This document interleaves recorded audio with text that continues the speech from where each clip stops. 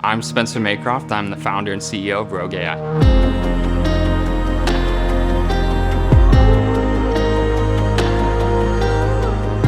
So my background's kind of funny. I'm a computer science guy that turned into building 800-pound drones, but I worked in ag. I grew up in a small farming town, and so I always wanted to build a technology that would make it back to a hometown like what I grew up in, and so I started building agricultural drones.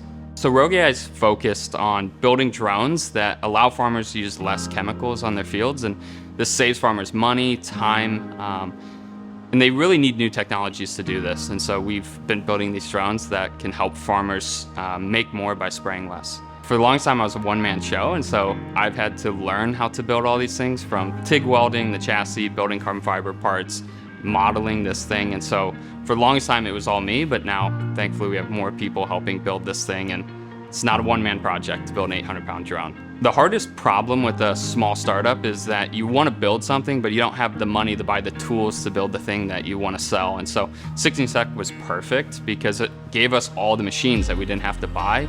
And so we're able to take our capital and make it go 10 times as far by taking every dollar we had and using it to build a product instead of buying machines and manufacturing equipment. But what's interesting about 16 Tech is that we've had so many investors basically walk in our door. And so I think out of our 8 investors, 3 of them walk through our door here at 16 Tech. And so it makes my job a lot easier, where I don't have to go out to investors. They almost walk through the door for me. And that's been a really nice thing about being here.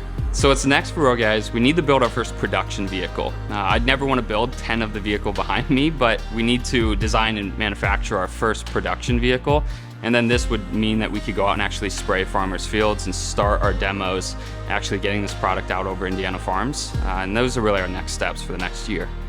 I think any advice I'd give to an entrepreneur is to be okay to be misunderstood by your family or friends, like everyone. It kind of feels like you're on an island in a way, but it is worth it because you go from being misunderstood to then people asking how you did it. And I think you just kind of have to walk through that desert of being misunderstood.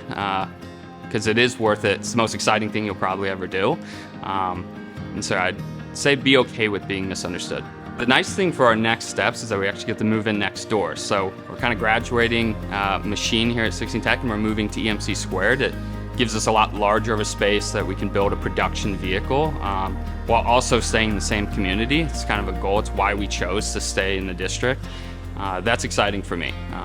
I want to be near all the people that I've met here, and being able to stay in the same community is going to be nice.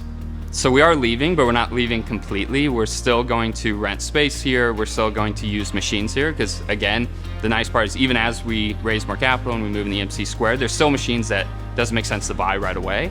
And so we'll continue to have manufacturing here. So I feel like I'll always be here. In some way, I'll always rent a desk because I started at a desk, I moved into a space, and now we're moving into a much larger space. So I'll always have a desk here.